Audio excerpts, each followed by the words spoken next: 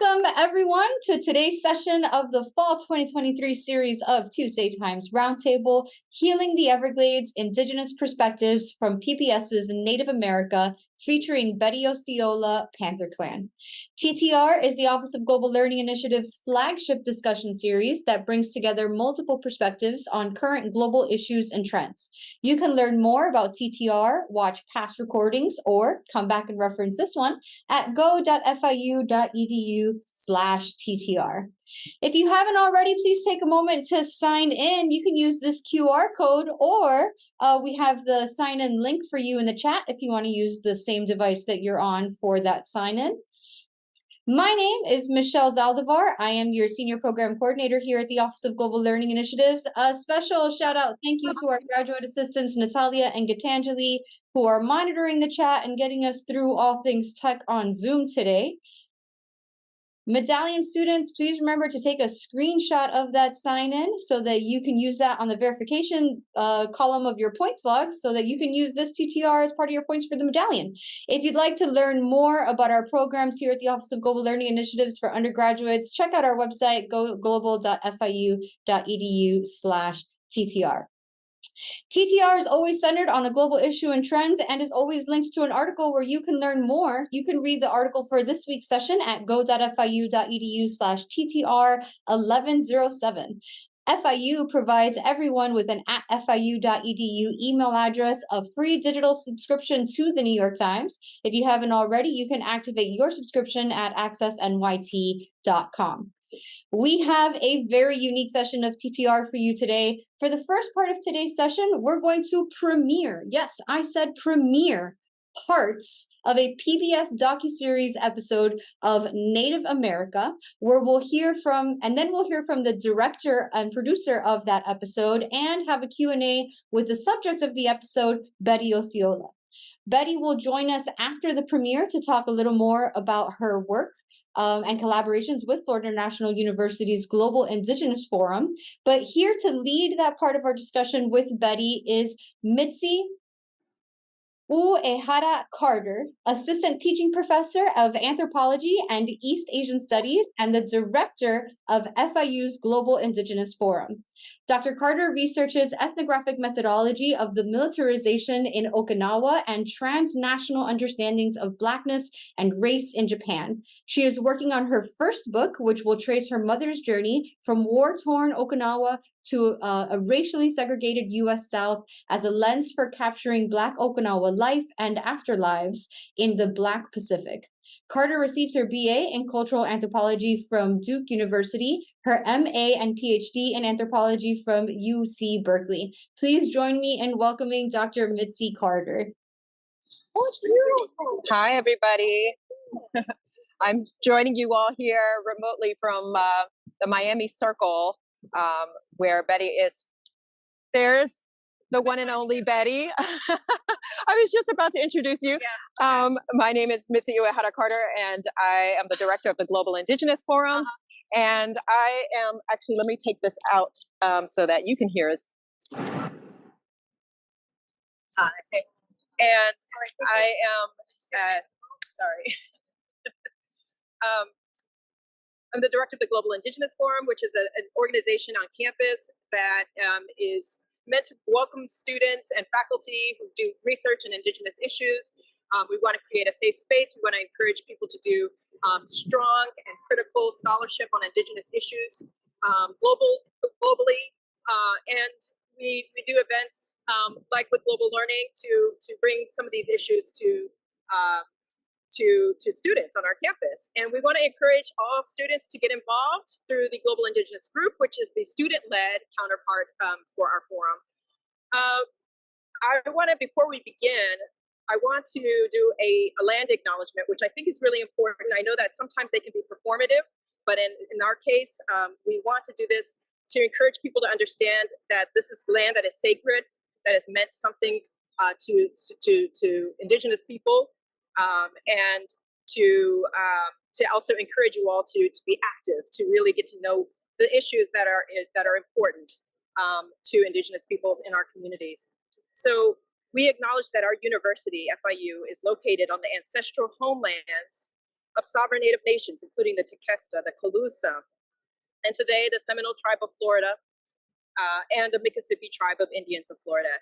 We pay our respects to the traditional custodians and the elders, past and present, by fully recognizing Indigenous sovereignty, as well as the historical and contemporary relationship between Indigenous peoples and their traditional homelands. It's within our responsibility as an academic institution to uphold knowledge about the history of our institution with the original stewards of this land that we live, learn, and work on. And we encourage all of us in the community, our university community, to read and learn about the ways to support our local Indigenous communities in their efforts to preserve Seminole and Miccosukee land and water rights, cultural practices, and the conservation of the environment. And today we are actually in a very sacred place with Betty Osceola, and we are so excited to honor her work and the work of the Panther clan, which she is a part of. I think that you will see a lot of her accomplishments in this excerpt that we are about to show right now. Thank you so much. Me, okay? Yes, if you have the actual microphone closer to you, we can definitely hear you better. But I understand the want to have the sound kind of open. Thank you so much, Betty, for joining us. We're looking forward to hearing directly from you in our Q&A session a little later today. And the wonderful work that you're doing for South Florida and our local community always. Thank you for the opportunity. Hey, so yes, Dr. Carter, can we go ahead and move on to the episode? Let's get to the streaming portion. Thank you. Yeah, wonderful. So we have a very, very unique opportunity today. We are going to watch part of season 2, episode 3 of a PBS docuseries called Native America before it airs for the very first time tonight. So Native America is a 4-part Native directed docuseries about the beauty and power of today's Indigenous world. New episodes premiere Tuesdays at 9 p.m. So far this season, we've seen the episodes New Worlds and Warrior Spirit, and premiering tonight is the episode Women Rule. Women Rule focuses on multiple Indigenous women around the country doing work in very different fields, from fashion to environmentalism to state and national legislatures and art. For today's session, we're going to watch the opening and the closing of the episode that features all of these women, but we're only going to watch the segments within the episode that feature Betty Osceola of the Panther clan for the sake of our discussion. You can watch the full episode tonight at 9 p.m., or you can stream it at pbs.org or on your phone's PBS app. Afterwards, we'll have a Q&A with Betty Osceola after we've watched that adapted episode. We encourage you to write your questions in the chat so that we can share them with her when we return to that section. Again, if you have any questions, please feel free to drop them into the chat. And without any further ado, let's get to our episode of Native America. Hey, yes, Dr. Parker, there. Do you want to jump to the Q&A portion and we'll do it last? Is that easier? Yes. Yeah. Wonderful. Yes. Okay, so such a powerful, strong episode. Can you hear me? Can you hear us okay with the wind? Okay, good. Yeah. Awesome. I'll hand it to you. Okay, so this is Betty Osceola, who you all have just seen in the film excerpts. Betty is, as you heard, is a Panther clan, the Miccosukee tribe of Indians of Florida, and she has been a longtime activist in our community, fighting for water rights, getting people, the general public, and especially our FIU community, to understand what is happening here, not just with water rights, but also here at Miami Circle. And I'm going to defer to her to actually talk a little bit more about that if she chooses. Betty has been featured in multiple films, not just the one that you saw today. She is in another 2 or 3 films coming up in a few months.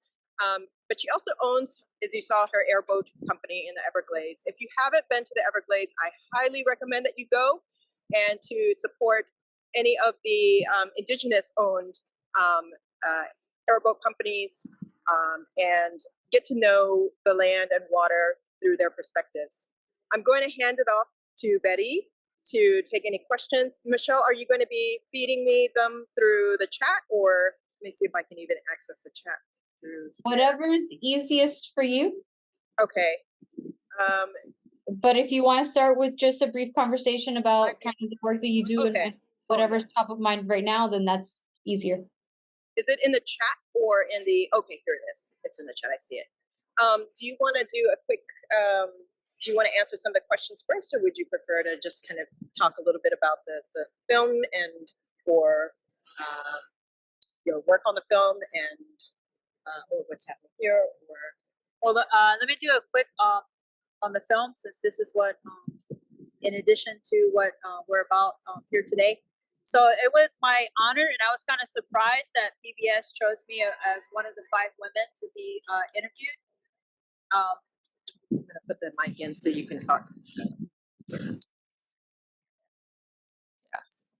So I was honored to be chosen as one of the 5 women to be highlighted with PBS and to show what we're doing here in Native America in our part of Florida, and advocating for the rights of the Miccosukee people and trying to help the environment, not just our homelands, but for the state of Florida and the greater Everglades ecosystem. Because as Indigenous people, in order to exist, we have to have a place to exist, to practice our culture and our traditions. So, and also a place to put our loved ones to rest. And I was thankful that I was chosen. And when I watched the episode, I think it was very well put together, though I'm not an expert. But, and I think that for the PBS series, Native America, this is season 2. It's very important if we can get more of the public to watch that series, because we've, without the support of the public and watching these series, more stories from Native America won't be shared.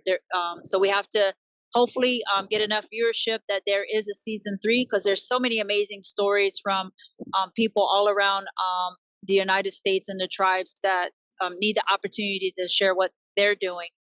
Here today, we're at the Miami Circle in downtown Miami, because today at 3 p.m. there is a meeting at the City of Miami Council Chambers for the historic Environmental and Preservation Review Board has to decide if they're going to designate the site at 44 Brickell. That is a related group wants to develop. That's where the Capitol Grill is. And unfortunately, the adjacent site was not protected. So they're already constructing on it today. There's cement trucks pouring, and you see a second level going up.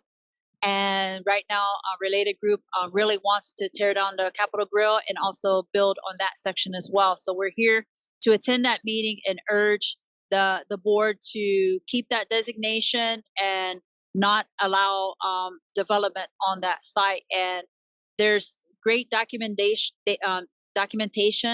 to the significance of that site, that it qualifies to be protected, which they knew for the adjacent site as well. And those of you who don't know, before you had Brickell and all these condominiums, all this one where the Miami Circle is, this site extended all the way across to where Brickell Avenue is, and onto the western side, all along this channel, and even on the north side of the channel here, where we have these other condominiums.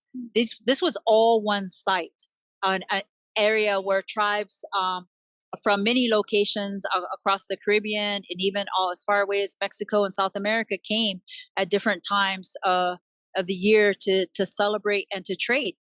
And we had that commerce, and we had those things going on. So it's not just the Miami Circle. This entire area is important and sacred to the Indigenous people. And unfortunately, it's very difficult to get that across to people who aren't of the Indigenous community, that, you know, this is our church. You know, right now where I'm sitting, this equates to a Catholic church, or you know, a Baptist church, you know, Presbyterian, you know, a synagogue. You know, people understand those, but they don't understand when it doesn't look like something that they're familiar with. And these sacred sites, even if you take the artifacts away, does not make it any less sacred.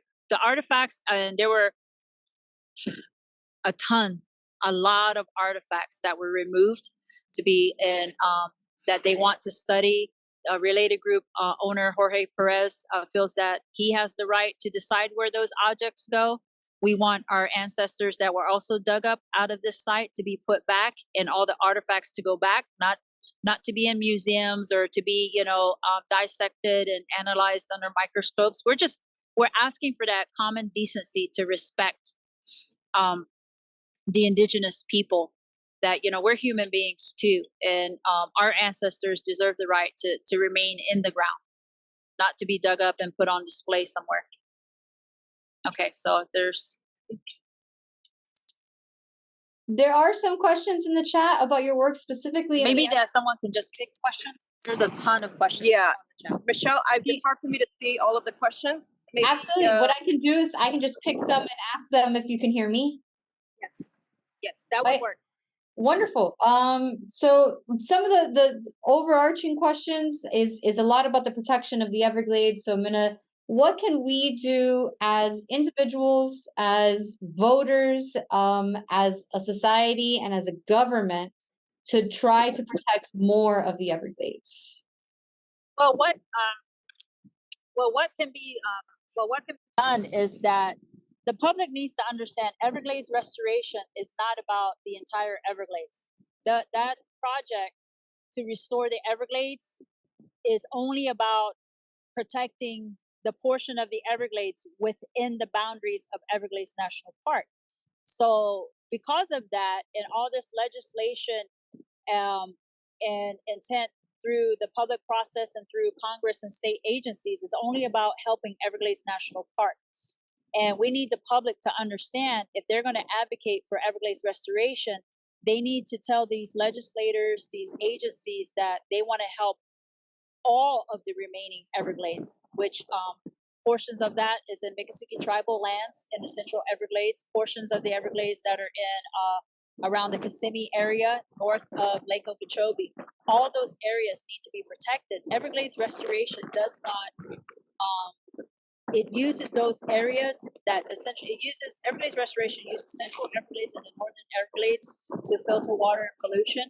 It's not about saving those areas or protecting those areas. The only place that Everglades restoration wants to protect is what is inside Everglades National Park, and that needs to change. And that's the narrative myself and my tribe is trying to change, and we need the public support to say, hey, the Everglades that are in the Central Florida and North Florida also need the same protections, and not to be used as, right now they're being used as sacrificial zones.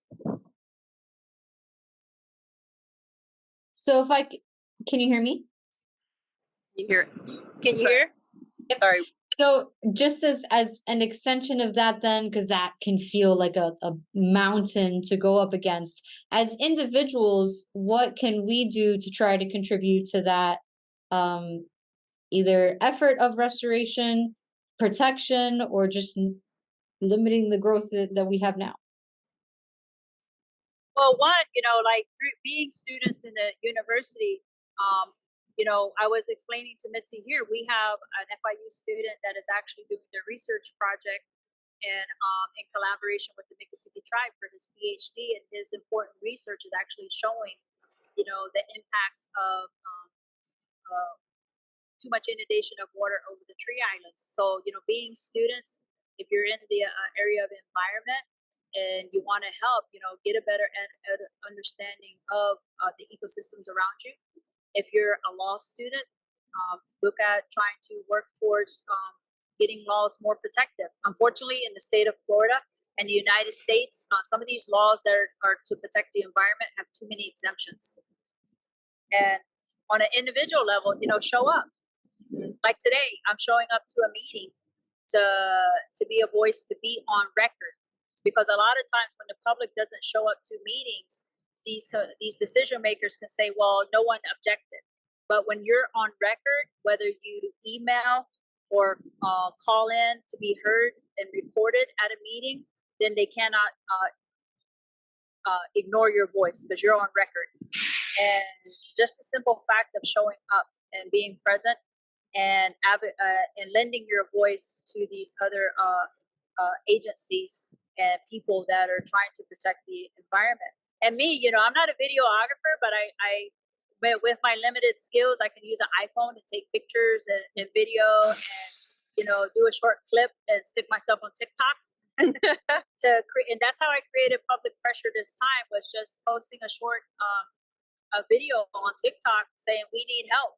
And all that public pressure and all those views and getting people to email and call is what put us in this process to get a NEPA document out, to open these gates along the Tamiami Trail to help get the water off tribal land. So something as simple as doing that, I'm like, how can I get my voice amplified? Because I can't go to every single meeting and call every individual, but using those social media platforms in a good way, I was able to reach over 1 million people. Wow. That's amazing. Can you tell them where to go if they want to show up at 3?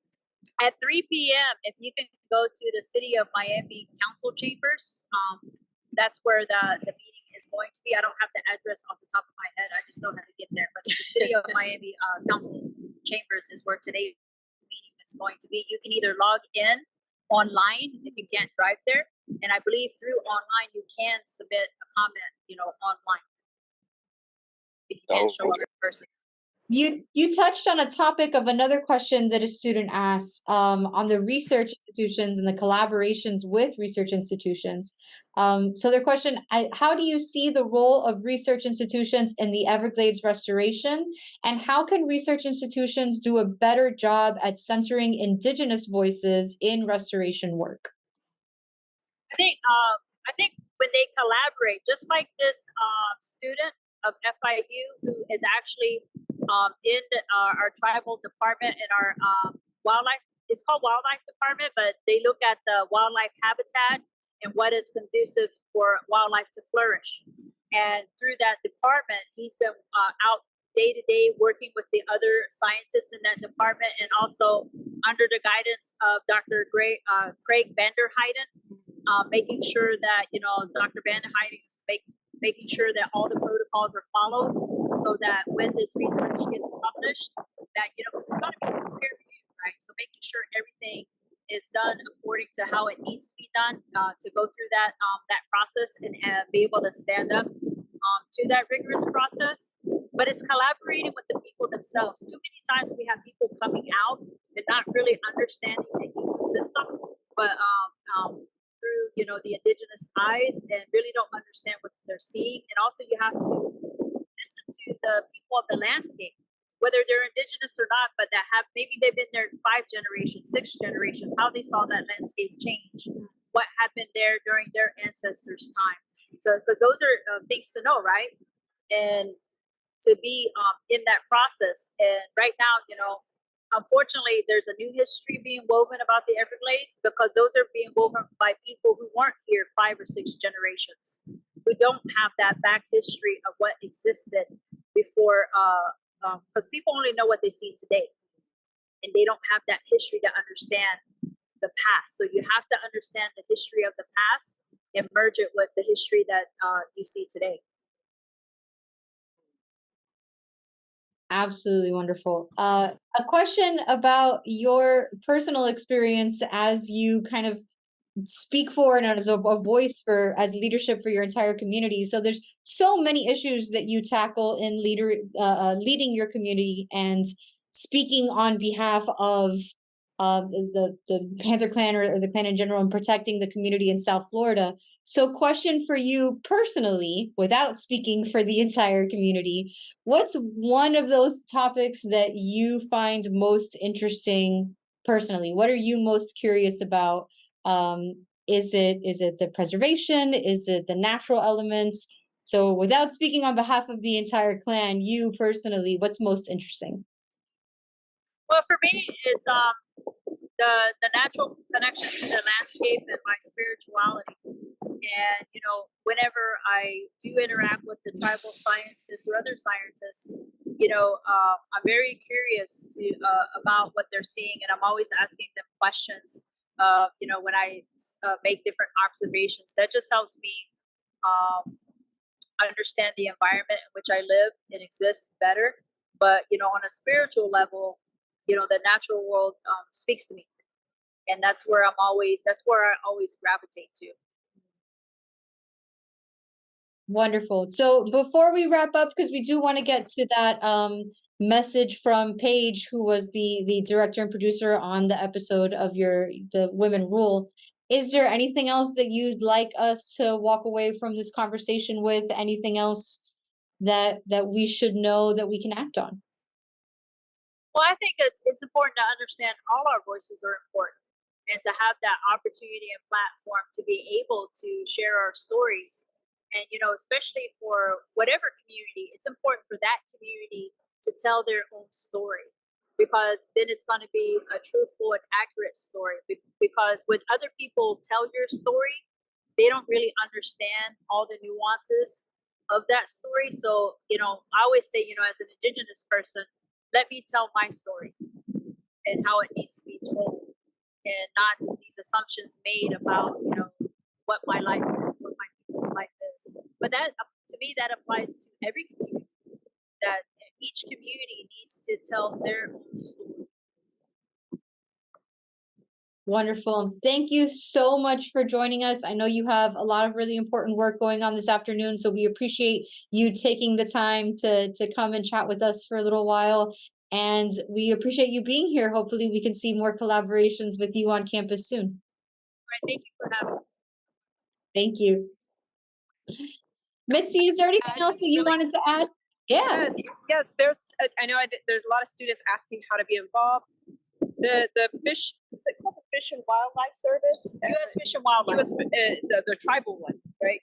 Our tribe is the Wildlife Department. The Wildlife Department. They write to me frequently asking for anybody who's interested in internships. So, that's a really wonderful way that students can get involved with tribal issues and tribal concerns. You can go online and look and see what kinds of internship opportunities exist already. And that's a really lovely way for you to be like on the ground and actually, actively involved. Can you say the name of that organization one more time so I can drop it in the chat? Well, you can. You have the Miccosukee tribe. They have their wildlife department. They have their land resources department, and they have their water resources department. So if you're a scientist that works in, a biologist that's looking at aspects of water, or if you're a biologist that's looking at the That's what I thought. And the wildlife department combines all of those, because they're focusing on the flora and the fauna, and how that ecosystem can support that. So those are three departments. They all collaborate together, but they're each their own individual departments. And visit. Go to the Atatiki Museum. It's on the Seminole Reservation in Big Cypress. It's not a trek for those of you who are already south, but it's really worth it. They just had the wonderful American Indigenous art celebration that just passed. Get on their listserv, get on their Instagram, on their social, look at some of the events that are happening, and follow Betty on TikTok. I don't even know how to use. Oh yeah, on Instagram too. She's very active on there. TikTok, it's Red Woman FL. On Instagram, it's just my name, Betty Osceola. I don't even know how to use TikTok, Betty.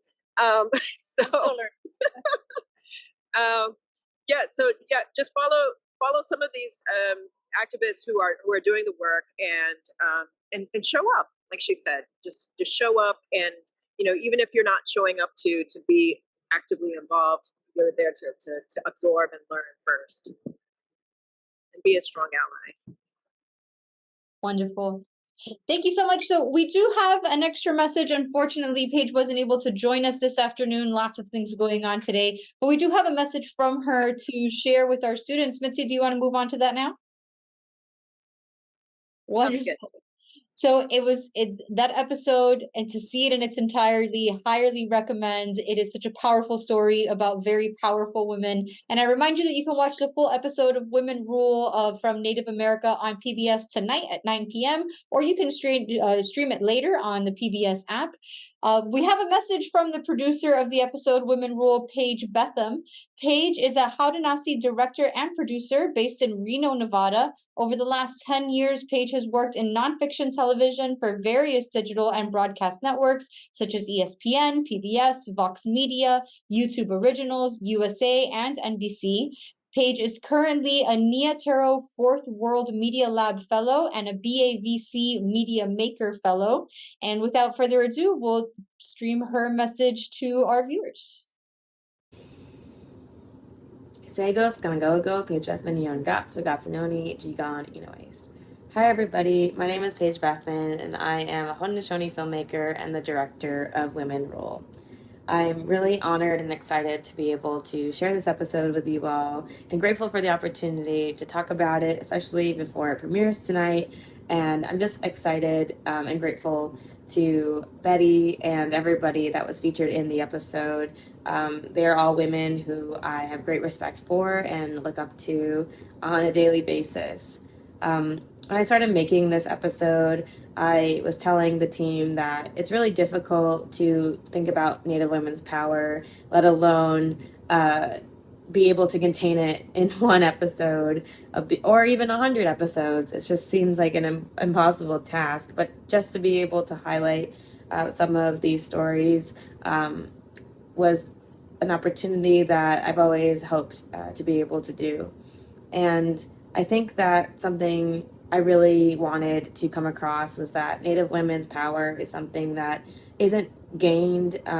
It's something that is shared, and it's something that is carried not just for today and tomorrow and just for us right now, but for the next 7 generations. And to be able to explore that through the lens of the environment and politics and fashion and design and comedy and music was just really exciting. And I am so grateful to Betty and the other women involved in the episode to be able to share just a fraction of their story. And to come down to the Everglades and see Betty at work and to be able to see her working with communities, not just in the Everglades where she lives, but up at Lake Okeechobee all the way down to the coral reef, really demonstrated how all water is connected and how we have a responsibility to respect all aspects of the environment, not just in our one area, but to even extend respect to our relative, the hurricane and the thunder beings and forces like that are very strong and can be destructive, but also work in balance with the natural world. And when mankind infringes on that, it really should open up our eyes in the ways in which we build things, and how we continue to disrespect those forces in a way that I think could have been preventable if Western society listened to Indigenous peoples like Betty. And I think to be able to come down and hear Betty speak and film her powerful delivery on how we have to not just think about ourselves, but to think about how everything is interconnected.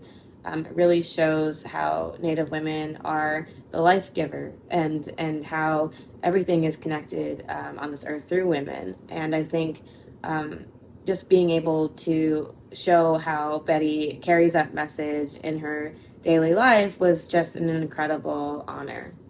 And so I really hope that everybody can walk away from this episode and see how this is just the beginning, and that there's so many Indigenous women who are doing this work every day and aren't being asked to do it. It's just a part of who we are. And I'm just looking forward for the next many episodes and many stories that come out about Native women, because we are all badasses. And I really think that it's something that the world needs to see more of. So Thank you so much for the opportunity to speak to you all, and I really hope you enjoy the episode. If anyone has any questions or wants to reach out to talk about filmmaking or just the episode in general or life in general, please please don't hesitate to reach out, and I'll definitely be able to share my email with you all. So, like I said, Nyawe, yeah, enjoy the screening and enjoy the rest of the panel. Thanks. Wonderful words from the producer. We can absolutely share that out later. Contact information for Paige if you wanted to reach out to her in a follow-up email to all of our participants today. Dr. Carter, is there anything else, last thoughts you wanted to leave us with today? Oh, I think you're muted. It wouldn't be Zoom if you weren't. It's okay. Sorry about that. No, I just wanted to thank everyone here for joining today, taking time out of your afternoon to learn a little bit more about what's happening with the work that Betty is doing, the work that other Native American women are doing, and to please watch the full episode tonight on PBS. Like Betty said, it's really important to show the producers, to show the station that these are issues that matter to the public, so that they can continue producing more. But thank you all for joining. I know that was really meaningful for Betty as well. Thank you so much for being here. And I know that this was a live on the streets TTR. I wish I could have shown you the visual earlier. It was really powerful and beautiful, but they asked everyone not to record. So, but totally yes, understandable. Sacred moments. So thank you so much for being here. Thank you everyone for joining us. We do have one last Tuesday Times Roundtable for our fall series. We'll have that next week with a panel of USAID partners talking about their session, Safeguarding Democracies and Rebuilding Institutional Trust, a closer look at Latin America. We hope to see you then. Otherwise, everyone, I hope you enjoy the rest of your afternoon and the rest of the week, and we'll see you next week. Have a great day.